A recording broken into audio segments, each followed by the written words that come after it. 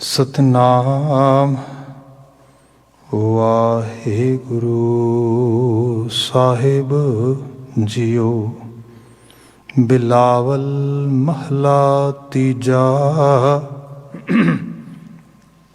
ਘਰ ਪਹਿਲਾ ਇੱਕ ਓੰਕਾਰ ਸਤਿਗੁਰ ਪ੍ਰਸਾਦ। ਤ੍ਰਿਗ ਤ੍ਰਿਗ ਖਾਇਆ ਤ੍ਰਿਗ ਤ੍ਰਿਗ ਸੋਇਆ, ਤ੍ਰਿਗ ਤ੍ਰਿਗ ਕਾਪੜ ਅੰਗ ਚੜਾਇਆ। ਤ੍ਰਿਗ ਤ੍ਰਿਗ ਖਾਇਆ ਤ੍ਰਿਗ ਤ੍ਰਿਗ ਸੋਇਆ, ਤ੍ਰਿਗ ਤ੍ਰਿਗ ਕਾਪੜ ਅੰਗ ਚੜਾਇਆ। ਤ੍ਰਿਗ ਸ਼ਰੀਰ ਕੁਟੰਬ ਸਹਿਤ ਸਿਉ, ਜਿਤ ਹੁਣ ਖਸਮ ਨਾ ਪਾਇਆ। ਪੌੜੀ ਛੁੜ ਕੇ ਫਿਰ ਹਾਥ ਨ ਆਵੈ, ਅਹਲਾ ਜਨਮ ਗਵਾਇਆ। ਦੂਜਾ ਭਾਉ ਨ ਦੇ ਲਿਵ ਲਾਗਣ, ਜਿਨ ਹਰ ਕੇ ਚਰਨ ਵਿਸਾਰੇ। ਜਗ ਜੀਵਨ ਦਾਤਾ ਜਨ ਸੇਵਕ ਤੇਰੇ, ਤਿਨ ਕੇ ਤੈਂ ਦੁਖ ਨਿਵਾਰੇ। ਰਹਾਉ ਤੂੰ ਦਇਆਲ ਦਇਆਪਤ ਦਾਤਾ, ਕਿਆ ਇਹ ਜੰਤ ਵਿਚਾਰੇ। ਮੁਕਤ ਬੰਧ ਸਭ ਤੁਝ ਤੇ ਹੋਏ, ਐਸਾ ਆਖ ਵਖਾਣੇ। ਗੁਰਮੁਖ ਹੋਵੈ ਸੋ ਮੁਕਤ ਕਹੀਐ, ਮਨ ਮੁਖ ਬੰਧ ਵਿਚਾਰੇ। ਸੋ ਜਨ ਮੁਕਤ ਜਿਸ ਏਕ ਲਿਵ ਲਾਗੇ, ਸਦਾ ਰਹੈ ਹਰ ਨਾਲੇ। ਤਿਨ ਕੀ ਗਹਿਣ ਗਤ ਕਹੀ ਨਾ ਜਾਈ, ਸੱਚੈ ਆਪ ਸਵਾਰੇ।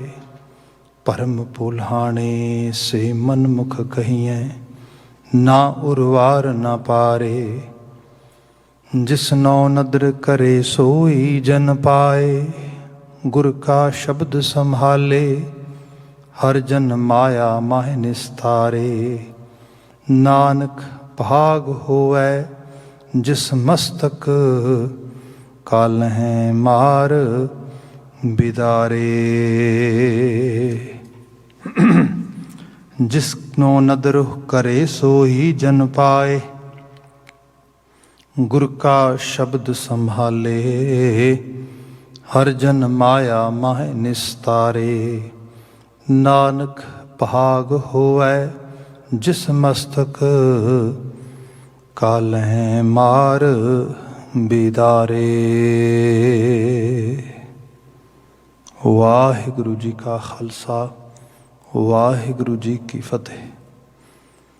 ਜੁਗੋ ਜੁਗ ਅਟਲ। ਧੰਨ ਧੰਨ ਗੁਰੂ ਗ੍ਰੰਥ ਸਾਹਿਬ ਜੀ, ਗੁਰੂ ਪਾਤਸ਼ਾਹ ਜੀ ਦੀ ਅਪਰਪਾਰ ਬਖਸ਼ਿਸ਼। ਢਲਦੀ ਸ਼ਾਮ ਸਤਸੰਗਤ ਦੇ ਇਹਨਾਂ ਪਲਾਂ ਨੂੰ ਅਸੀਂ ਪ੍ਰਾਪਤ ਕੀਤਾ ਹੈ। ਲੜੀਵਾਰ ਗੁਰਬਾਣੀ ਵਿਆਖਿਆਨ ਵਿੱਚ ਗੁਰੂ ਅਮਰਦਾਸ ਸਾਹਿਬ ਦੁਆਰਾ ਉਚਾਰਨ ਕੀਤਾ ਗਿਆ ਪਾਵਨ ਸੰਦੇਸ਼, ਜੋ ਕਿ ਰਾਗ ਬਿਲਾਵਲ ਵਿੱਚ ਹੈ, ਉਸ ਦੀ ਅਸੀਂ ਵਿਚਾਰ ਕਰ ਰਹੇ ਹਾਂ। ਜੋ ਇਹ ਸ਼ਬਦ ਆਪ ਸਰਵਨ ਕਰ ਰਹੇ ਸੀ, ਬੀਤੇ 'ਚ ਅਸੀਂ ਇਹਦੀ ਵਿਚਾਰ ਕੀਤੀ ਸੀ। ਕੁਝ ਹਿੱਸਾ ਇਹਦਾ ਵਿਚਾਰਿਆ ਹੈ, ਅਗਲੇ ਹਿੱਸੇ ਨੂੰ ਅੱਜ ਵਿਚਾਰਾਂਗੇ। ਜੋ ਮੁੱਖ ਸੰਦੇਸ਼ ਹੈ, ਰਹਾਉ ਦਾ ਬੰਦ। ਦੂਜਾ ਭਾਉ ਨਾ ਦੇਈ ਲਿਵ ਲਾਗਣ, ਜਿਨ ਹਰ ਕੇ ਚਰਨ ਵਿਸਾਰੇ। ਮਨੁੱਖੀ ਜੀਵਨ ਦੇ ਵਿੱਚ ਜਿਸ ਚੀਜ਼ ਦੀ ਬਹੁਤ ਕਸ਼ਿਸ਼ ਹੈ, ਉਹਦਾ ਪ੍ਰਭਾਵ ਸਾਡਾ ਮਨ ਕਬੂਲਦਾ ਆ, ਅਤੇ ਉਸੇ ਤਰ੍ਹਾਂ ਦਾ ਫਿਰ ਆਉਣ ਵਾਲਾ ਸਾਡਾ ਭਵਿੱਖ ਜੀਵਨ ਅਤੇ ਸਭ ਤਰ੍ਹਾਂ ਦੇ ਜੀਵਨ ਦੇ ਪ੍ਰਸੰਗ ਜਿਹੜੇ ਨੇ, ਕੌਨਸੀਕੁਐਂਸਿਸ ਨੇ, ਉਹ ਸਾਨੂੰ ਪ੍ਰਾਪਤ ਹੁੰਦੇ ਨੇ। ਮਹਾਰਾਜ ਕਹਿੰਦੇ ਤਸਵੀਰ ਪੂਰੀ ਨਹੀਂ ਦੇਖਦੇ। ਜੋ ਬੜਾ ਸ਼ੋਖ ਰੰਗ ਹੈ, ਸਪੋਜ਼ ਮਾਇਆਵੀ ਰੰਗ ਹੈ, ਸੰਸਾਰਕ ਪ੍ਰਾਪਤੀਆਂ ਨੇ, ਕੋਈ ਵੀ ਚੀਜ਼ ਹੈ, ਉਹ ਇੱਕਦਮ ਅਟਰੈਕਟ ਕਰਦੀ ਹੈ। ਬੰਦਾ ਉਹਦੇ ਪਿੱਛੇ ਕਮਲਾ ਹੋ ਜਾਂਦਾ ਹੈ, ਅਤੇ ਲੇਟਰ ਔਨ ਉਹਦੇ ਵਿੱਚੋਂ ਹੀ ਦੁੱਖ ਉਪਜਦੇ ਨੇ, ਦੁੱਖ ਸਹਾਰਨਾ ਪੈਂਦਾ ਹੈ। ਸੋ ਸਾਹਿਬ ਬਿਆਨ ਕਰਦੇ, ਜਿਹੜੀ ਸੱਚ ਦੀ ਲਿਵ ਆ, ਜਿਹੜੀ ਅਸਲ ਰਿਐਲਿਟੀ ਵਾਲੇ ਪਾਸੇ ਜਾਣ ਦੀ, ਉਸ ਕਿਸਮ ਦੀ ਬੰਦੇ ਦੀ ਉਹ ਚੀਜ਼ ਅਟਰੈਕਟ ਕਰੇ ਬੰਦੇ ਨੂੰ, ਉਹਨੂੰ ਬੰਦਾ ਅਟੈਂਸ਼ਨ ਪੇ ਕਰੇ। ਇਹ ਤਾਂ ਨਹੀਂ ਹੋ ਪਾ ਰਿਹਾ ਕਿਉਂਕਿ ਦੂਜੇ ਭਾਵ ਤੋਂ ਬੰਦਾ ਦੂਰ ਨਹੀਂ ਹਟਦਾ। ਸੋ ਇੱਥੇ ਫਿਲਾਸਫੀਕਲ ਸਾਈਡ ਦੀ ਗੱਲ ਆ, ਪਰ ਇਹਨੂੰ ਜੇ ਸਿੰਪਲ ਲੈਵਲ 'ਤੇ ਕੀਤਾ ਜਾਏ, ਜੇ ਆਪਾਂ ਬੇਈਮਾਨੀ ਨੂੰ ਗਲੋਰੀਫਾਈ ਕਰਾਂਗੇ, ਜੇ ਝੂਠ ਨੂੰ ਗਲੋਰੀਫਾਈ ਕਰਾਂਗੇ, ਜੇ ਸੰਸਾਰ ਦੇ ਵਿੱਚ ਨਿੰਦਿਆ, ਚੁਗਲੀ, ਬਖੀਲਗੀ, ਈਰਖਾ, ਦੁਆਖ, ਦੁਸ਼ਮਣੀਆਂ, ਬਦਲਾਖੋਰੀ, ਇਹ ਸਾਰੇ ਨੂੰ ਗਲੋਰੀਫਾਈ ਕਰਾਂਗੇ, ਜੀਵਨ ਉਸ ਪਾਸੇ ਜਾਏਗਾ। ਜਿਹਦੇ ਮੁਕਾਬਲਤਨ ਮੁਆਫੀ, ਖਿਮਾ, ਪਿਆਰ, ਸਨੇਹ, ਅਕਲਮੰਦ ਹੋਣਾ, ਓਨੈਸਟ, ਈਮਾਨਦਾਰ ਹੋਣਾ, ਸੱਚ ਦੇ ਨੇੜੇ ਰਹਿਣਾ, ਇਹਨੂੰ ਗਲੋਰੀਫਾਈ ਕਰਾਂਗੇ, ਮਨ ਇਸ ਪਾਸੇ ਰਹੇਗਾ। ਸਭ ਕਹਿੰਦੇ ਦੂਜੇ ਭਾਅ 'ਚ ਨਾ ਜਾਏ, ਉਸਨਾਂ ਚੀਜ਼ਾਂ ਦੀ ਗਲੋਰੀ, ਉਹਨਾਂ ਚੀਜ਼ਾਂ ਦੀ ਜਿਹੜੀ ਖਾਸ ਕਰਕੇ ਚਮਕ ਆ, ਉਹਨੂੰ ਆਪਣੀਆਂ ਅੱਖਾਂ 'ਚ ਨਾ ਪੈਣ ਦੀ, ਆਪਣੀ ਸੁਰਤ 'ਚ ਨਾ ਪੈਣ ਦੀ। ਇਹਦੇ ਨਾਲ ਪ੍ਰਭੂ ਦੇ ਚਰਨ ਤੈਨੂੰ ਵਿਸਰ ਜਾਣਗੇ। ਤੈਨੂੰ ਅਕਾਲ ਪੁਰਖ ਵਾਹਿਗੁਰੂ ਦੇ ਇਸ ਬਣੇ ਹੋਏ ਵੱਡੇ ਨਿਜ਼ਾਮ ਦਾ ਜੋ ਹੁਕਮ ਆ ਉਹ ਨਹੀਂ ਸਮਝ ਆਵੇਗਾ ਤੇ ਦੁੱਖ ਭੋਗੇਗਾ। ਸੋ ਦੀ ਬਾਤ ਕੀਤੀ ਗਈ ਕਿ ਜਿਨ ਹਰ ਕੇ ਚਰਨ ਵਿਸਾਰੇ, ਜਗ ਜੀਵਨ ਦਾਤਾ ਜਨ ਸੇਵਕ ਤੇਰੇ, ਤਿਨਕੇ ਤੈਂ ਦੁੱਖ ਨਿਵਾਰੇ। ਜਿਹੜੇ ਜਨ ਹੋ ਗਏ, ਜਿਹੜੇ ਇਸ ਚੀਜ਼ ਨੂੰ ਸਮਝ ਗਏ, ਉਹਨਾਂ ਨੇ ਜਗਤ ਦੇ ਜੀਵਨ ਦੇਣ ਹਾਰੇ ਅਸਲ ਦਾਤੇ ਨੂੰ, ਅਸਲ ਉਸ ਗਿਵਰ ਨੂੰ ਸਹੀ ਰੂਪ ਦੇ ਵਿੱਚ ਅੰਡਰਸਟੈਂਡ ਕੀਤਾ, ਉਹਦੇ ਨਾਲ ਆਪਣੀ ਸਾਂਝ ਪਾ ਲਈ ਤੇ ਹੋਇਆ ਉਹਦਾ ਇਵਜਾਨਾ ਇਹ ਕਿ ਤਿਨਕੇ ਤੈਂ ਦੁੱਖ ਨਿਵਾਰੇ। ਹੇ ਪ੍ਰਭੂ, ਤੂੰ ਉਹਨਾਂ ਦੇ ਦੁੱਖ ਜਿਹੜੇ ਨੇ ਆਪ ਨਿਰਵਿਰਤ ਕਰ ਲਏ, ਭਾਵ ਉਹਨਾਂ ਦੇ ਜੀਵਨ ਦੇ ਵਿੱਚ ਜੋ ਸੋਚ, ਖਿਆਲ, ਜਾਂ ਜਿਹਨੂੰ ਕਹਿ ਲਓ ਕਿ ਸਾਡੇ ਅੰਦਰ ਦੀ ਦੁਨੀਆ ਦੀ ਖਲਬਲੀ ਜਿਹੜੀ ਹੈ, ਜਿਹਦੇ ਕਰਕੇ ਸਾਨੂੰ ਬਹੁਤਾ ਸੰਸਾਰ ਦੁੱਖ ਦੇਣ ਵਾਲਾ ਲੱਗਦਾ ਹੈ, ਉਹ ਨਿਰਵਿਰਤ ਹੋ ਗਏ ਉਹਦੇ ਵਿੱਚੋਂ। ਇਹ ਰਹਾ ਉਹਦਾ ਬੰਦ ਸੀਗਾ।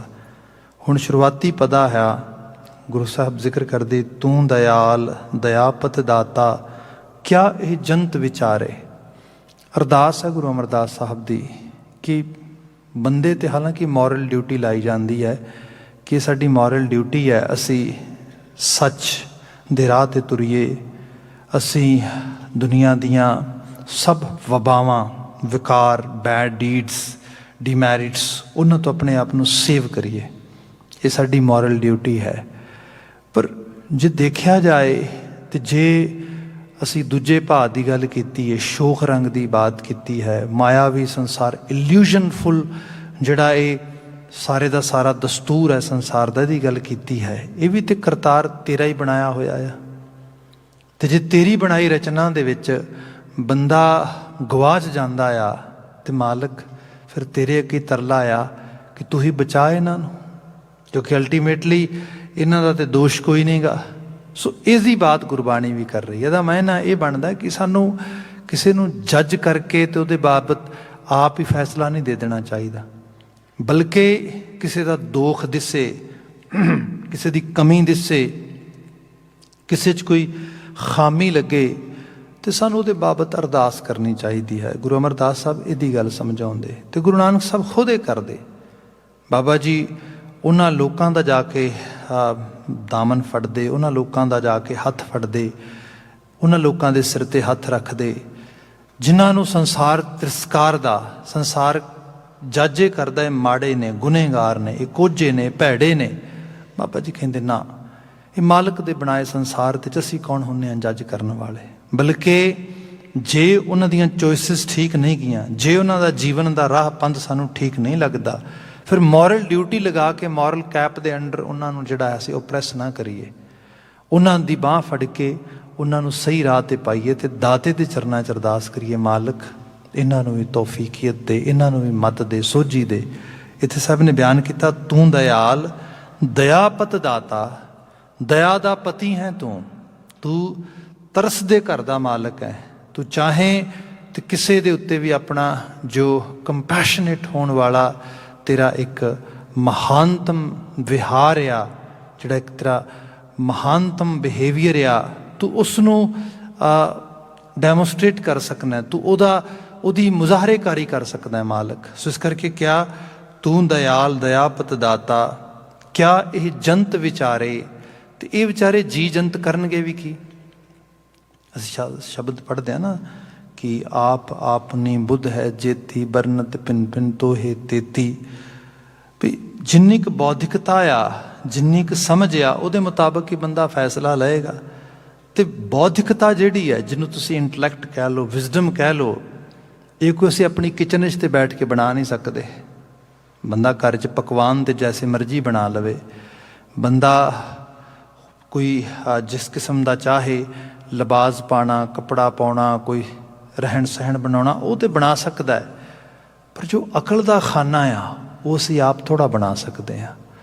ਉਹ ਅਸੀਂ ਆਪ ਉਸ ਨੂੰ ਜੋ ਕਿਸੇ ਤਰੀਕੇ ਨਾਲ ਸ਼ੇਪ ਥੋੜ੍ਹਾ ਦੇ ਸਕਦੇ ਹਾਂ। ਇਹ ਤਾਂ ਕਰਤਾਰੀ ਕੁਦਰਤ ਦੀ ਨਵਾਜ਼ਦੀ ਹੈ ਕਿਸੇ ਰੂਪ ਦੇ ਅੰਦਰ। ਇਸੇ ਕਰਕੇ ਸਭ ਨੇ ਬਿਆਨ ਵਾਰ-ਵਾਰ ਕੀਤਾ ਕਿ ਮਾਲਕ, ਮੈਂ ਤੇ ਤੇਰੀ ਸਮਰੱਥਾ 'ਤੇ ਭਰੋਸਾ ਕਰਦਾ। ਤੂੰ ਸਮਰੱਥ ਵੱਡਾ, ਮੇਰੀ ਮਤ ਥੋੜ੍ਹੀ ਰਾਮ, ਮੈਂ ਥੋੜ੍ਹੀ ਮਤ ਦਾ ਮਾਲਕ ਹਾਂ। ਤੂੰ ਸਮਰੱਥ ਹੈ, ਇਸ ਅਲਪੱਗ ਨੂੰ ਤੂੰ ਕੁਝ ਅੱਖ ਦਈ, ਸੁਜਾਖਾਪਨ ਦਈ, ਸੋਝੀ ਦਈ, ਵਿਜ਼ਨਰੀ ਬਣਾਈ। ਸੋ ਇੱਥੇ ਬਿਆਨ ਆਇਆ, ਕਿਆ ਇਹ ਜੰਤ ਵਿਚਾਰੇ, ਇਹ ਜੰਤ ਵਿਚਾਰੇ ਕੀ ਕਰਨਗੇ? ਹੇ ਮਾਲਕ, ਐਕਚੁਅਲ ਲੈਵਲ 'ਤੇ ਇੱਕ ਤਰ੍ਹਾਂ ਦੇ ਨਾਲ ਪਰਿਪੂਰਨ ਅਕਾਲ ਪੁਰਖ ਵਾਹਿਗੁਰੂ ਦੇ ਪਾਲੇ ਵਿੱਚ ਗੇਂਦ ਪਾਈ ਜਾਣ ਵਾਲੀ ਗੱਲ ਕਹਿ ਲਵੋ ਕਿ ਉਸ ਨੂੰ ਕਿਹਾ ਗਿਆ ਕਿ ਤੂੰ ਹੀ ਇਹਨਾਂ ਨੂੰ ਨਵਾਜ਼ ਦੇ, ਬਖਸ਼ ਦੇ। ਹੁਣ ਰੱਬ ਜੀ ਦਾ ਵਰਤਣਾ ਸਾਡੇ ਸਾਰਿਆਂ ਦੇ ਵਿੱਚ ਹੀ ਵਰਤਣਾ ਹੈ। ਸਮਾਜਾਂ ਦੇ ਵਿੱਚ ਜਿਹੜੀ ਫੋਰਗਿਵਨੈਸ ਆ, ਜਿਹੜਾ ਕਿਸੇ ਨੂੰ ਮੁਆਫ ਕਰਨ ਵਾਲਾ ਪੱਖ ਆ, ਇਹ ਬੜਾ ਵੱਡਾ ਆ। ਅਤੇ ਮਹਾਰਾਜ ਬਿਆਨ ਕਰਦੇ, ਅਸੀਂ ਰੱਬ ਤੋਂ ਮਾਫੀਆਂ ਮੰਗਦੇ ਹਾਂ, ਆਪ ਸੰਸਾਰ ਦੇ ਵਿੱਚ ਕਿਸੇ ਨੂੰ ਮਾਫ ਕਰਨ ਲਈ ਤਿਆਰ ਨਹੀਂ ਗਏ। ਕਿਵੇਂ ਹੋ ਸਕਦਾ ਆ? ਇਸ ਕਰਕੇ ਕਿਹਾ, ਤੂੰ ਆਪ ਹੀ ਮਾਲਕ ਸਭ ਨੂੰ ਇਹ ਤੌਫੀਕੀਅਤ ਤੇ ਸੋਝੀ ਦੇ। ਭਾਵ ਬੰਦਾ ਬੰਦੇ ਨੂੰ ਜੱਜ ਨਾ ਕਰਕੇ, ਬਲਕਿ ਉਹਦੀ ਮਦਦ ਕਰੇ। ਜੇ ਨਾ ਕਿਤੇ ਕੋਈ ਉਸ ਐਕਸਪੈਕਟੇਸ਼ਨ ਦੇ ਅਕੋਰਡਿੰਗਲੀ ਮੀਟ ਕਰੇ, ਉਹਨੂੰ ਮਾਫ ਕਰਕੇ ਉਹਦੇ ਨਾਲ ਰਾਗੀਰ ਬਣੇ। ਇਹ ਬਚਨ ਹੈ। ਮੁਕਤ ਬੰਧ ਸਭ ਤੁਝ ਤੇ ਹੋਏ, ਐਸਾ ਆਖ ਵਖਾਣੇ। ਇਹ ਵੀ ਆਖਿਆ ਤੇ ਵਿਖਿਆਨ ਕੀਤਾ ਜਾਂਦਾ ਹੈ। ਤੁਸੀਂ ਧਾਰਮਿਕ ਗ੍ਰੰਥਾਂ ਨੂੰ ਲੈ ਲਓ, ਤੁਸੀਂ ਜਿੰਨੇ ਕਿਸਮ ਦੀ ਵੀ ਸਪਿਰਿਚੁਅਲ ਜਾਂ ਰਿਲੀਜੀਅਸ ਜਿਹੜੀਆਂ ਆਈਡੀਅਲ ਥਾਟਸ ਦੇਣ ਵਾਲੀਆਂ ਚੀਜ਼ਾਂ ਨੇ, ਜਿਵੇਂ ਬਾਣੀ 'ਚ ਅਸੀਂ ਬੜੀ ਵਾਰੀ ਇਹੋ ਜਿਹੇ ਸ਼ਬਦ ਪੜ੍ਹਦੇ ਹਾਂ ਕਿ ਸਿਮਰਤ ਵੇਦ ਪੁਰਾਣ ਪੁਕਾਰਨ ਪੋਥੀਆਂ, ਨਾਮ ਬਿਨਾ ਸਭ ਕੂੜ ਗਾਲੀਆਂ ਹੋਛੀਆਂ। ਵੀ ਭਲਿਓ ਬੰਦਿਓ, ਜੇ ਤੁਸੀਂ ਇਹਨਾਂ ਸਭ ਨੂੰ ਕੁਰੇਦ ਕੇ ਦੇਖੋਗੇ ਤਾਂ ਤੁਹਾਨੂੰ ਨਾਮ ਦੀ ਧਾਰਾ ਕੁਝ ਮਿਲੇਗੀ। ਬਾਬਾ ਅਮਰਦਾਸ ਨੇ ਕਿਹਾ, ਵੇਦਾਂ ਮੈਂ ਨਾਮ ਉੱਤਮ ਸੋ ਸੁਣੈ ਨਾਹੀਂ ਫਿਰੈ ਜਿਉਂ ਬੇਤਾਲਿਆ। ਭਾਈ ਬੇਤਾਲੇ ਲੋਕੋ, ਜੇ ਕੋਈ ਤੁਹਾਡੇ ਕੋਲ ਪੁਰਾਣੀ ਕੋਈ ਟ੍ਰੈਡੀਸ਼ਨਲ ਰਵਾਇਤੀ ਚੀਜ਼ ਲਿਖੀ ਰਚੀ ਪਈ ਹੈ, ਉਹਨੂੰ ਕੁਰੇਦੋ। ਉਹਦੇ 'ਚ ਵੀ ਕੁਝ ਸੱਚ, ਕੁਝ ਮਤ ਦੇਣ ਵਾਲੀ ਚੀਜ਼ ਜ਼ਰੂਰ ਲੱਭੇਗੀ। ਪਰ ਜੇ ਬੰਦੇ ਨੇ ਉਸ ਚੀਜ਼ ਨੂੰ ਕੁਰੇਦਣਾ ਫੁੱਲਣਾ ਹੀ ਨਹੀਂ ਤੇ ਮਤ ਲੈਣੀ ਨਹੀਂ ਗੀ। ਸਭ ਬਿਆਨ ਕਰਦੇ, ਜੇ ਕੁਰੇਦੋਗੇ ਤਾਂ ਪਤਾ ਲੱਗੇਗਾ ਕਿ ਐਸਾ ਆਖ ਵਖਾਣੇ। ਸਭ ਇਹ ਚੀਜ਼ ਵਿਖਿਆਨ ਕਰ ਰਹੇ ਨੇ, ਇਹ ਬਿਆਨ ਕਰ ਰਹੇ ਨੇ। ਕਿਹੜੀ ਚੀਜ਼ ਜੀ? ਮੁਕਤ ਬੰਧ ਸਭ ਤੁਝ ਤੇ ਹੋਏ। ਭਾਵੇਂ ਕੋਈ ਮੁਕਤ ਹੋ ਰਿਹਾ ਤੇ ਭਾਵੇਂ ਕਿਸੇ ਨੂੰ ਬੰਧਨ ਵੱਜ ਰਹੇ ਨੇ, ਭਾਵੇਂ ਕੋਈ ਕਿਸੇ ਕਿਸਮ ਦੀ ਸੈਲਵੇਸ਼ਨ ਜਾਂ ਲਿਬਰੇਸ਼ਨ ਪ੍ਰਾਪਤ ਕਰ ਰਿਹਾ, ਜਾਂ ਕਿਸੇ ਕਿਸਮ ਦੇ ਨਾਲ ਕਿਸੇ ਖਾਸ ਚੀਜ਼ ਦੇ ਵਿੱਚ ਟਰੈਪ ਹੋ ਰਿਹਾ, ਜਾਂ ਸੇਸ ਉਹਦਾ ਸਲੇਵ ਬਣ ਰਿਹਾ ਹੈ। ਇਹ ਮਾਲਕ ਤੇਰੀ ਹੀ ਸਾਰੇ ਦੀ ਸਾਰੀ ਜਿਹੜੀ ਨਵਾਜ਼ਿਸ਼ ਆ। ਇਹਨੂੰ ਹੋਰ ਡੀਪ ਲੈਵਲ 'ਤੇ ਲੈ ਲਈਏ। ਸਾਡੇ ਇੱਥੇ ਕੁਝ ਯੂਨੀਵਰਸਿਟੀਜ਼ ਦੀ ਇੱਕ ਸਟੱਡੀਜ਼ ਆਈਆਂ, ਜਿਹੜੀਆਂ ਉਹਨਾਂ ਨੇ ਇੱਕ ਤਰ੍ਹਾਂ ਦੇ ਨਾਲ ਇੱਕ ਇਕੱਠਿਆਂ ਹੋ ਕੇ ਰਿਸਰਚ ਲਿਆਂਦੀ। ਉਹਦੇ ਜਿਹੜਾ ਕਿ ਕੁਐਸਚਨ ਆਉਂਦਾ ਹੈ ਕਿ do we have free will or everything has been determined or previously determined in our lives.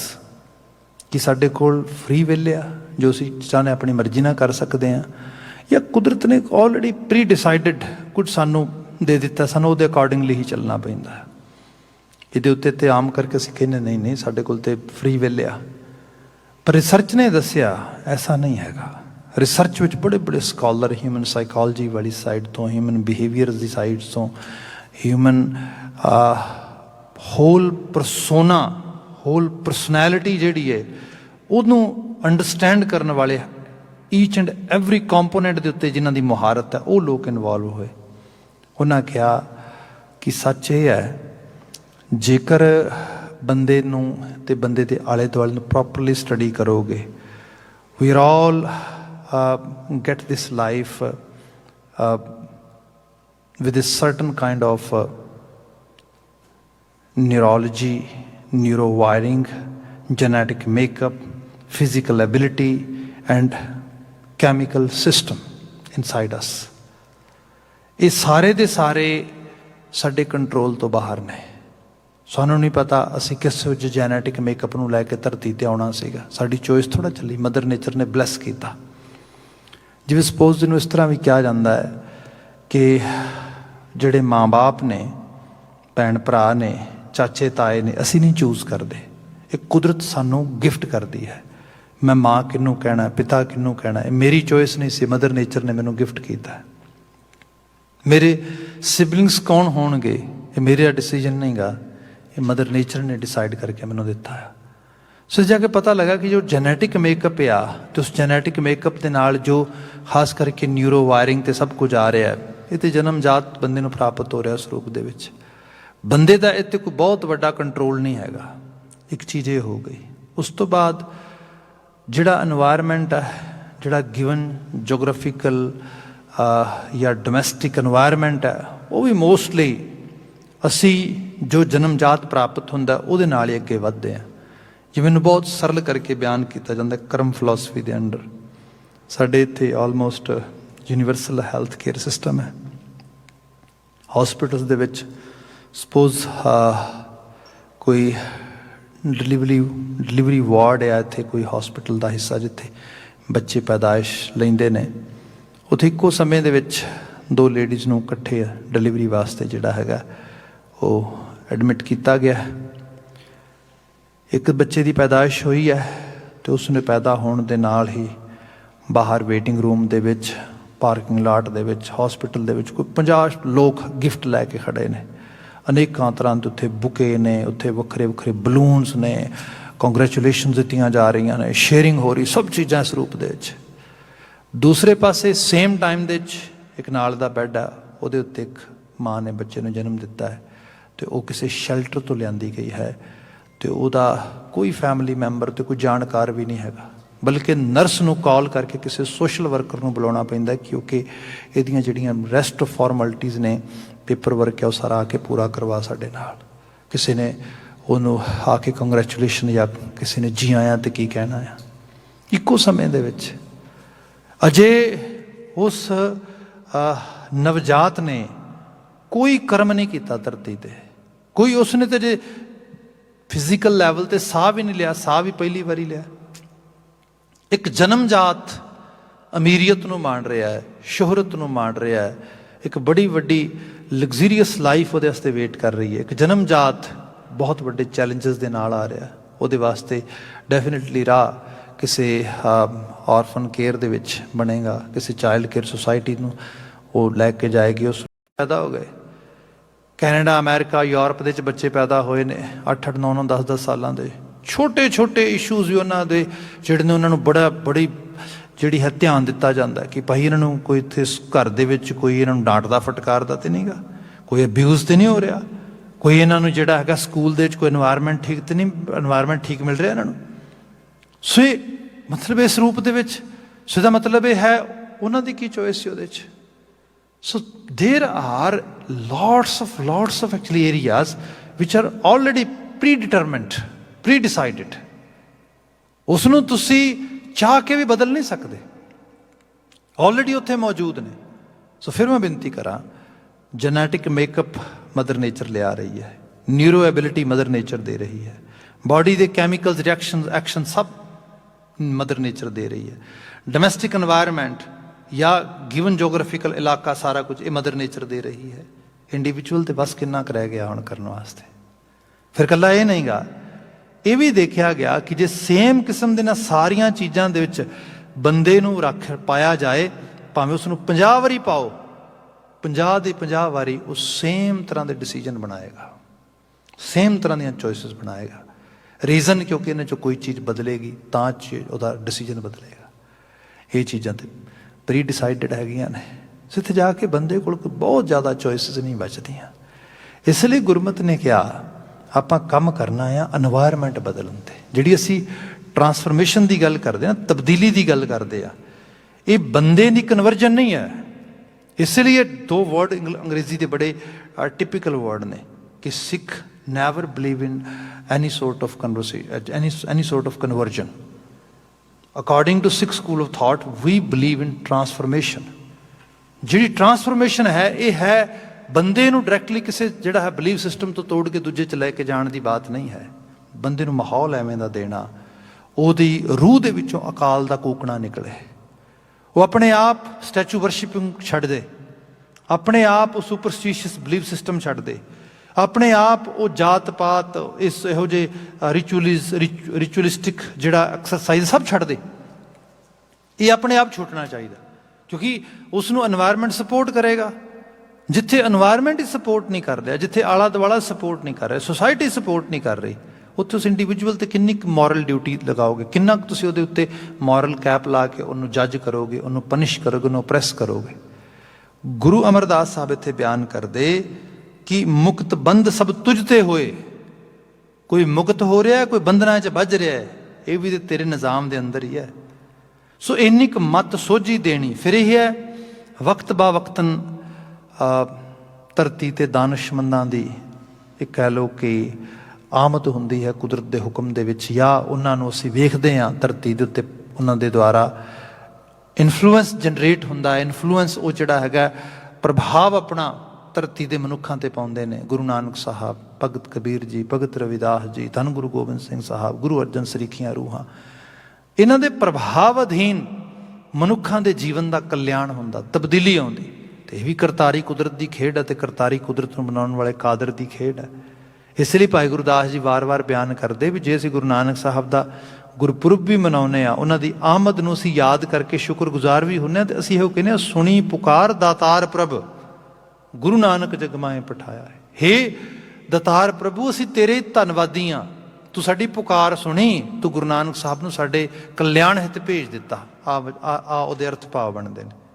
ਇਸ ਕਰਕੇ ਸਾਹਿਬ ਨੇ ਬਿਆਨ ਕੀਤਾ, ਮੁਕਤ ਬੰਦ ਸਭ ਤੁਝ ਤੇ ਹੋਏ, ਐਸਾ ਆਖ ਵਖਾਣੇ, ਗੁਰਮੁਖ ਹੋਵੇ ਸੋ ਮੁਕਤ ਕਹੀਐ। ਇੱਥੇ ਮੁਕਤੀ ਦਾ ਰਾਹ ਜੇ ਆਪਾਂ ਕਹੀਏ ਕਿ ਨੋ ਡਾਊਟ ਸਾਰਾ ਕੁਝ ਪ੍ਰੀ ਡਿਟਰਮਿੰਡ ਹੈ ਸਭ ਤਰੀਕੇ ਦੇ ਨਾਲ, ਪਰ ਮੈਂ ਚਾਹੁੰਦਾ ਵਾਂ ਕਿ ਕੁਝ ਮੈਂ ਆਪਣੀ ਟਰਾਂਸਫਰਮੇਸ਼ਨ ਜ਼ਰੂਰ ਕਰਾਂ, ਜ਼ਰੂਰ ਦੇਖਾਂ। ਅਤੇ ਬਾਬਾ ਜੀ ਕਹਿੰਦੇ ਫਿਰ ਇੱਕ ਰਾਹ ਜ਼ਰੂਰ ਹੈ, ਗੁਰਮੁਖ ਹੋਵੇ ਸੋ ਮੁਕਤ ਕਹੀਐ। ਜਿਹੜਾ ਗੁਰਮੁਖ ਦਾ ਮਤਲਬ ਹੈ ਜਿਹਦਾ ਮੂੰਹ ਗੁਰੂ ਵਾਲੇ ਪਾਸੇ ਹੈ, person who is ready to make choices according to guru's ideology, guru school of thought, that is Gurmukh. ਜਿਹੜਾ ਇਸ ਚੀਜ਼ ਰਾਹ ਨੂੰ, ਇਸ ਪਾਥ ਨੂੰ ਇਸ ਤਰੀਕੇ ਨਾਲ ਫੋਲੋ ਕਰਦਾ ਆ, ਉਸ ਨੂੰ ਸਾਹਿਬ ਕਹਿੰਦੇ ਫਿਰ ਮੁਕਤ ਕਿਹਾ ਜਾਏਗਾ। ਗੁਰਮੁਖ ਹੋਵੇ ਸੋ ਮੁਕਤ ਕਹੀਐ, ਮਨਮੁਖ ਬੰਦ ਵਿਚਾਰੇ।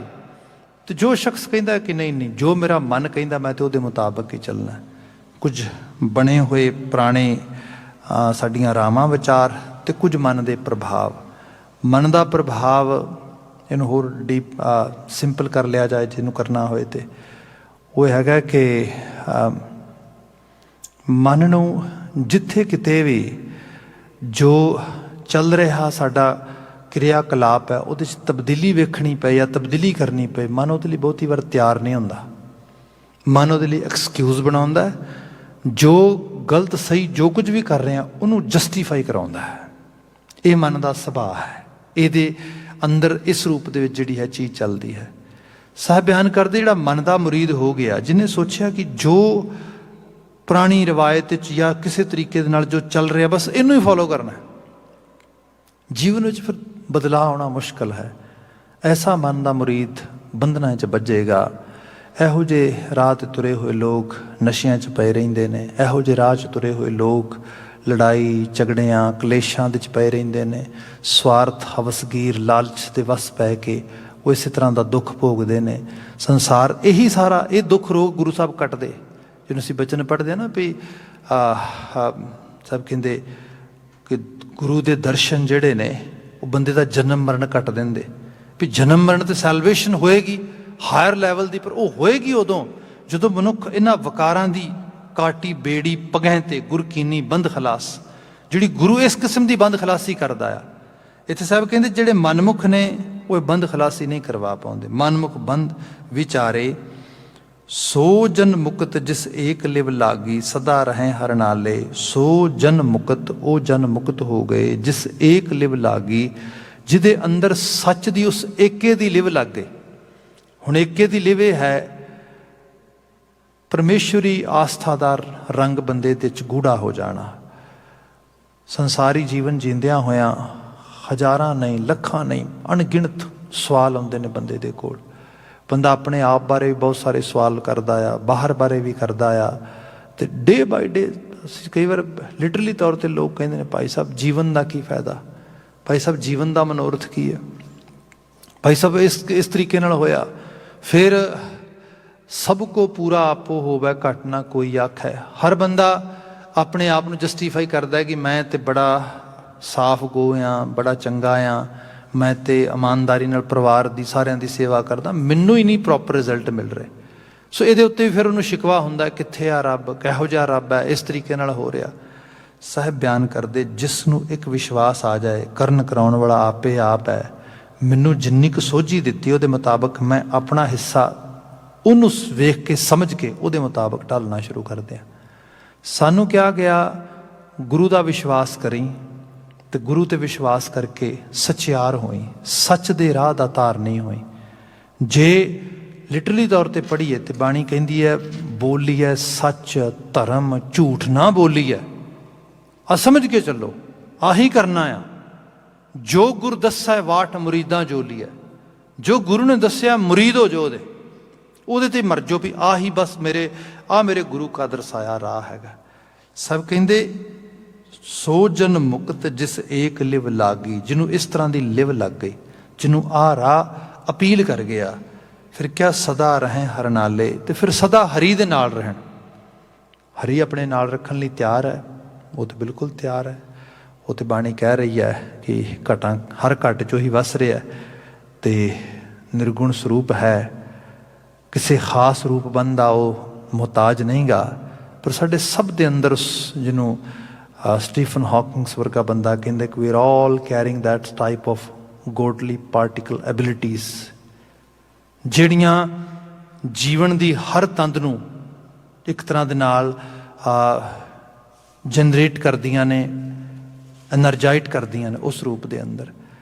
ਜੇ ਬੰਦਾ ਉਸ ਡੀਪ ਲੈਵਲ 'ਤੇ ਦੇਖੇ ਅਤੇ ਉਹ ਐਨਰਜੀ ਤਾਂ ਹਰ ਵਕਤ ਨਾਲ ਹੈ, ਉਹ ਸ਼ਕਤੀ ਤਾਂ ਹਰ ਵਕਤ ਨਾਲ ਹੈ ਸਾਡੇ। ਅਤੇ ਸਭ ਕਹਿੰਦੇ ਜਿਸ ਨੂੰ ਇਸ ਚੀਜ਼ ਦਾ ਸਿਮਰਨ ਆ ਜਾਏ, ਖਿਆਲਾਂ ਵਿਚਾਰਾਂ 'ਚ ਇਹ ਚੀਜ਼ ਆ ਜਾਏ ਵੀ ਕਰਨ ਕਰਾਉਣ ਵਾਲੀ ਹਸਤੀ ਅੰਗ ਸੰਗ ਹੀ ਹੈ, ਘਬਰਾਉਣਾ ਕਿਉਂ ਹੈ, ਡਰਨਾ ਕਿਉਂ ਹੈ, ਕਿਸੇ ਤਾਂ ਗੁਲਾਮ ਕਿਉਂ ਹੋਣਾ ਹੈ, ਕਿਸੇ ਤੋਂ ਬੇਵਜ੍ਹਾ ਘਬਰਾਉਣਾ ਕਿਉਂ ਆ, ਅਤੇ ਫਿਰ ਕਿਸੇ ਨੂੰ ਵੀ ਕਿਉਂ ਤੰਗ ਕਰਨਾ ਆ, ਕਿਉਂਕਿ ਵੇਖਣ ਵਾਲਾ ਵੇਖ ਰਿਹਾ ਹਰ ਸਮੇਂ, ਕਰਨ ਵਾਲਾ ਕਰ ਰਿਹਾ ਹਰ ਸਮੇਂ। ਪਵਿੱਤਰਤਾ ਆਉਂਦੀ ਜੀਵਨ ਵਿੱਚ, ਸਾਫ਼ ਗੋਤਾ ਆ ਸਕਦੀ ਹੈ। ਉਹਦੀ ਬਾਤ ਕੀਤੀ, ਸਦਾ ਰਹੇ ਹਰ ਨਾਲੇ ਤਿਨ ਕੀ ਗਹਿਣਗਤ ਕਹੀ ਨਾ ਜਾਏ, ਸੱਚਾ ਆਪ ਸਵਾਰੇ ਤਿਨ ਕੀ ਗਹਿਣਗਤ। ਉਹਨਾਂ ਨੂੰ ਅਵੈਲੂਏਸ਼ਨ ਕਿਵੇਂ ਕਰੋਗੇ? ਅਵੈਲੂਏਟ ਨਹੀਂ ਕਰ ਪਾਓਗੇ। ਗਹਿਣਗਤ ਦਾ ਮਤਲਬ ਹੀ ਹੁੰਦਾ ਹੈ ਉਹਨਾਂ ਦੀ ਐਕਚੁਅਲ ਲੈਵਲ 'ਤੇ ਤੁਸੀਂ ਐਕਸਪਲੇਨੇਸ਼ਨ ਵੀ ਕੀ ਕਰੋਗੇ। ਇਸ ਨੂੰ ਗੁਰੂ ਸਾਹਿਬ ਦੇ ਬਚਨਾਂ ਜਿਵੇਂ ਪੜ੍ਹਦੇ ਹਾਂ, ਮੰਨੇ ਕੀ ਗਤ ਕਹੀ ਨਾ ਜਾਏ, ਜੇ ਕੋ ਕਹੈ ਪਿਛੈ ਪਛੁਤਾਏ। ਕਾਗਤ ਕਲਮ ਨਾ ਲਿਖਣ ਹਾਰ, ਲਿਖਾਵਟਾਂ ਪੜ੍ਹ ਲਓ ਪੁਰਾਣੀਆਂ ਚੱਕ ਕੇ, ਅੱਜ ਦੇ ਸਕਾਲਰਸ ਪੜ੍ਹ ਲਓ। ਜਿਹੜੇ ਇਸ ਰਾਹ 'ਤੇ ਤੁਰਦੇ ਉਹਨਾਂ ਨੂੰ ਕਿਵੇਂ ਤੁਸੀਂ ਇਵੈਲੂਏਟ ਕਰੋਗੇ? ਹਕੀਕੀ ਰੂਪ ਵਿੱਚ ਬਾਤ ਇੰਨੀ ਕੀ ਬਣਦੀ ਹੈ, ਇਨਸਾਨੀ ਜਾਮਾ ਬੜਾ ਛੋਟਾ ਜਿਹਾ ਹੈ। ਇਹ ਬੜਾ ਅਸੀਂ ਛੋਟੇ ਜਿਹੇ ਲਾਈਫ ਸਪੈਨ ਦੇ ਨਾਲ ਧਰਤੀ 'ਤੇ ਆਏ ਹਾਂ। ਅਮਲ ਅਮਾਲ ਸਭ ਨੇ ਕਰਕੇ ਵਿਦਾ ਹੋਣਾ ਆ।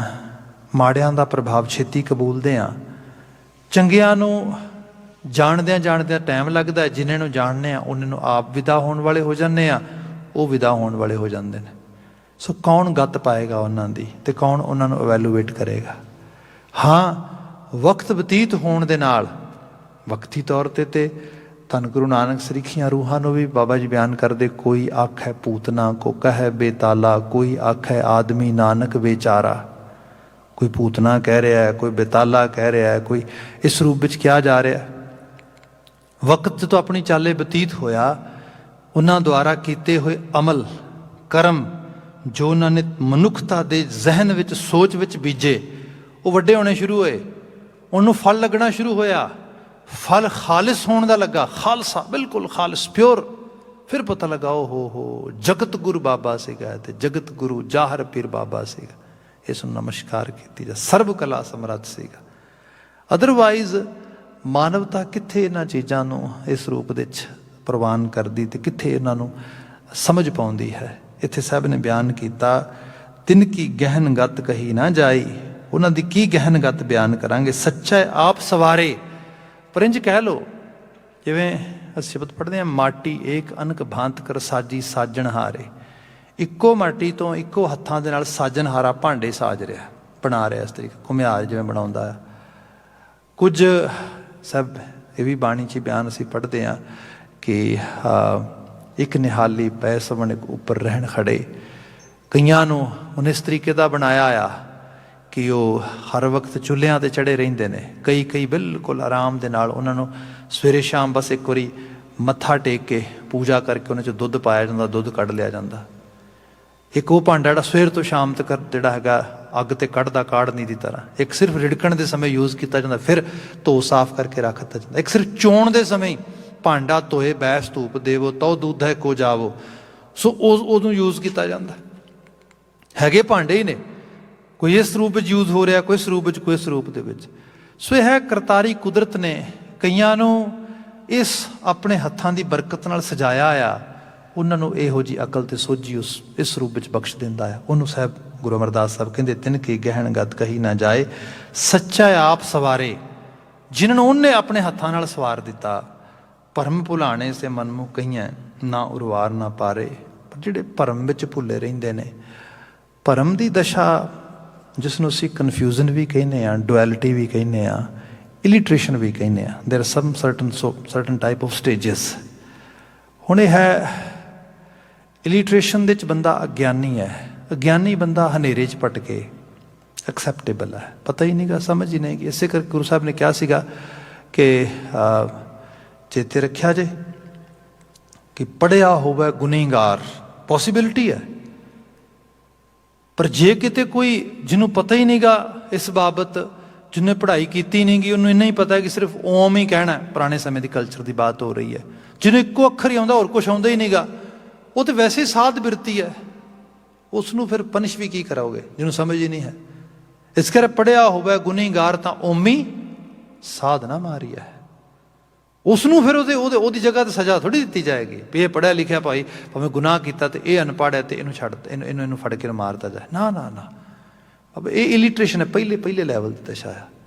ਦੂਸਰੇ ਲੈਵਲ ਦੀ ਦਸ਼ਾ ਆ ਜਦੋਂ ਬੰਦੇ ਦਾ ਕਲੈਵਰ ਮਾਈਂਡ ਜ਼ੋਰ ਪਾਉਂਦਾ ਹੈ ਅਤੇ ਬੰਦਾ ਉਹਦੇ ਵਿੱਚੋਂ ਫਿਰ ਇੱਕ ਨੈਕਸਟ ਲੈਵਲ ਵਾਲੇ ਪਾਸੇ ਵੱਧਦਾ ਹੈ। ਪਰ ਇਹਦੇ ਵਿੱਚ ਜਿਹੜੀ ਚੀਜ਼ ਕੰਮ ਕਰਦੀ ਹੈ ਉਹ ਹੈ ਡੁਐਲਿਟੀ। ਡੁਐਲਿਟੀ ਦਾ ਮਤਲਬ ਇਹ ਹੈ ਕਿ ਦੁਵੱਲੇ ਰਾਹ ਨੇ, ਬੰਦਾ ਦੋਨੋਂ ਰਾਹ ਦਿਸਦੇ ਨੇ ਅਤੇ ਉਹਨਾਂ 'ਚੋਂ ਇੱਕ ਰਾਹ ਜਿਹਨੂੰ ਕਿਹਾ ਦੂਜੇ ਪਾਏ ਉਹ ਜ਼ਿਆਦਾ ਅਟਰੈਕਟ ਕਰ ਜਾਂਦਾ। ਇੱਥੇ ਵੀ ਜਾ ਕੇ ਕਿਹਾ ਜਾਏ ਕਿ ਇਲਿਊਜ਼ਨ ਆ, ਇੱਕ ਭੁਲੇਖਾ ਆ ਬੰਦੇ ਨੂੰ। ਜਿਵੇਂ ਲੱਗਦਾ ਕਿ ਉਸ ਨੂੰ ਕੋਈ ਚੋਗਾ ਪਾ ਕੇ ਕਿਸੇ ਪਾਸੇ ਪਕੜਨ ਲਈ ਲੈ ਜਾਂਦੇ ਹੋ ਤੁਸੀਂ। ਇਹ ਮਾਇਆਵੀ ਸੰਸਾਰ ਵਿੱਚ ਹੁੰਦਾ ਆ। ਗੁਰੂ ਬਾਬਾ ਜੀ ਕਹਿੰਦੇ ਭਰਮ ਭੁਲਾਣੇ ਸੇ ਮਨਮੁਖ ਕਹੀਆਂ। ਜਿਹੜੇ ਭਰਮ ਦੇ ਰਾਹ 'ਤੇ ਭਟਕਦੇ ਉਹ ਫਿਰ ਮਨ ਦੇ ਮੁਰੀਦ ਬਣਦੇ। ਮਨ ਦੀ ਦੁਨੀਆ ਫਿਰ ਉਹਨਾਂ ਨੂੰ, ਇਹਨੂੰ ਕਹਿ ਲਓ, ਇੱਕ ਮਿਜ਼ਰੀ ਫੁੱਲ ਲਾਈਫ ਜਿਹੜੀ ਉਹਨਾਂ ਲਈ ਵੇਟ ਕਰਦੀ ਹੈ। ਫਿਰ ਉਹਦੇ 'ਚ ਹੀ ਉਹ ਦੋ ਚਾਰ ਹੋ ਕੇ ਮਰਦੇ। ਭਰਮ ਭੁਲਾਣੇ ਸੇ ਮਨਮੁਖ ਕਹੀਆਂ, ਨਾ ਉਰਵਾਰ ਨਾ ਪਾਰੇ। ਉਰਵਾਰ ਨਾ ਪਾਰੇ, ਨਰੋਲ ਮਿਜ਼ਰੇਬਲ ਹਾਲਤ 'ਚ ਰਹਿ ਨਹੀਂ ਸਕਦੇ। ਜਿਵੇਂ ਸਪੋਜ਼ ਇਹੀ ਕੀਤਾ ਜਾਏ ਕਿ ਅਸੀਂ ਐਡਿਕਸ਼ਨ 'ਤੇ ਕੰਮ ਕਰਦੇ ਹਾਂ, ਉਹਦੇ 'ਚ ਲੀਗਲ ਸਬਸਟੈਂਸਿਸ ਤੋਂ ਲੈ ਕੇ ਅਤੇ ਬਿਲਕੁਲ ਇਲੀਸਿਟ ਜਿਹੜਾ ਡਰੱਗ ਸਿਸਟਮ ਹੈ ਉਹ ਸਾਰਾ ਇਹਦੇ 'ਚ ਵੈਰੀ ਕਰਦਾ ਆ। ਸਭ ਤੋਂ ਸਿੰਪਲ ਜਿਹੜੀ ਹੈ ਐਡਿਕਸ਼ਨ ਦੀ ਗੱਲ ਕੀਤੀ ਜਾਏ ਤਾਂ ਉਹ ਸਬਸਟੈਂਸ ਸਾਈਡ 'ਤੇ ਪ੍ਰਿਸਕ੍ਰਾਈਬਡ ਜਾਂ ਜਿਹੜੇ ਫਾਰਮਾਸਿਊਟੀਕਲ ਦੇ ਵਿੱਚ ਫਾਰਮਾਸਿਸਟ ਤੋਂ ਅਸੀਂ ਆਫ ਦਾ ਕਾਊਂਟਰ ਲੈ ਲੈਂਦੇ ਹਾਂ ਚੀਜ਼ਾਂ ਜਿਹੜੀਆਂ ਉਸ ਰੂਪ ਦੇ ਵਿੱਚ। ਇੱਥੋਂ ਸ਼ੁਰੂ ਹੁੰਦੀ ਹੈ ਬਾਤ। ਫਿਰ ਅੱਗੇ ਵੱਧਦਿਆਂ ਬੜੀ ਦੂਰ ਤੱਕ ਬੰਦਾ ਚਲਾ ਜਾਂਦਾ।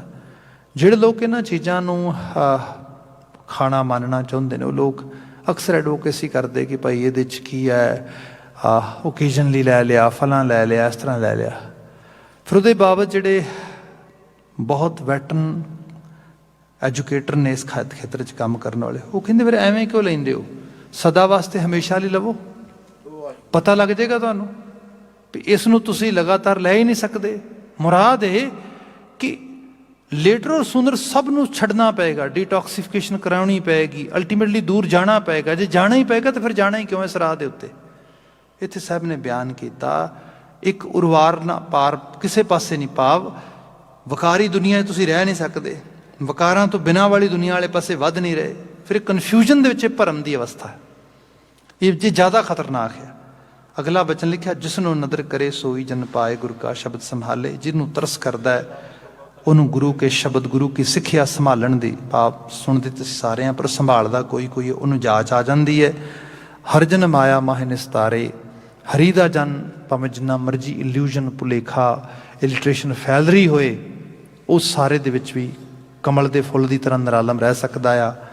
ਨਾਨਕ ਭਾਗ ਹੋਵੇ ਜਿਸ ਮਸਤਕ, ਕਾਲ ਨਹਿ ਮਾਰ ਬਿਦਾਰੇ। ਕਾਲ ਦਾ ਪ੍ਰਭਾਵ ਹੈ, ਕਾਲ ਸਭ ਤੋਂ ਬਲੀ ਹੈ, ਇਹ ਬੰਦੇ ਨੂੰ ਆਪਣੇ ਇਨਫਲੂਐਂਸ 'ਚ ਦਬਾ ਲੈਂਦਾ। ਪਰ ਸਾਹਿਬ ਕਹਿੰਦੇ ਨਾਨਕ ਭਾਗ ਹੋਵੇ ਜਿਸ ਮਸਤਕ, ਜਿਹਦੇ ਮੱਥੇ ਦਾ ਲੇਖ ਜਾਗਦਾ ਆ, ਉਸ ਨੂੰ ਫਿਰ ਕਾਲ ਦਾ ਪ੍ਰਭਾਵ ਵੀ ਮੁਕਤ ਕਰ ਦਿੰਦਾ, ਭਾਵ ਉਸ ਦਾ ਪ੍ਰਭਾਵ ਉਹਦੇ ਉੱਤੇ ਨਹੀਂ ਪੈ ਸਕਦਾ। ਸਾਹਿਬ ਰਹਿਮਤ ਕਰਨ ਇਹਨਾਂ ਆਲਮੀ ਇਲਾਹੀ ਅਗੰਮੀ ਵਾਕਿਆਂ 'ਚੋਂ ਸਾਨੂੰ ਚੰਗੇਰੀ ਪ੍ਰੇਰਣਾ ਮਿਲੇ, ਅਸੀਂ ਗੁਰਮਤੀਏ ਹੋ ਸਕੀਏ। ਇੰਨੀਆਂ ਕੁ ਬੇਨਤੀਆਂ ਨਾਲ ਖਿਮਾ, ਭੁੱਲਾਂ ਗਲਤੀਆਂ ਨਾ ਚਤਾਰਿਓ ਜੇ। ਕਰਸਾਨੀ ਸੰਘਰਸ਼ ਨਾਲ ਜੂਝ ਰਹੇ ਮਾਈ ਪਾਈ ਦੀ ਸਫਲਤਾ ਤੇ ਚੜ੍ਹਦੀ ਕਲਾ ਦੀ ਅਰਦਾਸ ਦੇ ਨਾਲ ਹੀ ਸਮਾਪਨ ਕਰਦੇ ਹਾਂ। ਕਹਿ ਦੇਣਾ ਜੀ ਵਾਹਿਗੁਰੂ ਜੀ ਕਾ ਖਾਲਸਾ, ਵਾਹਿਗੁਰੂ ਜੀ ਕੀ ਫਤਿਹ।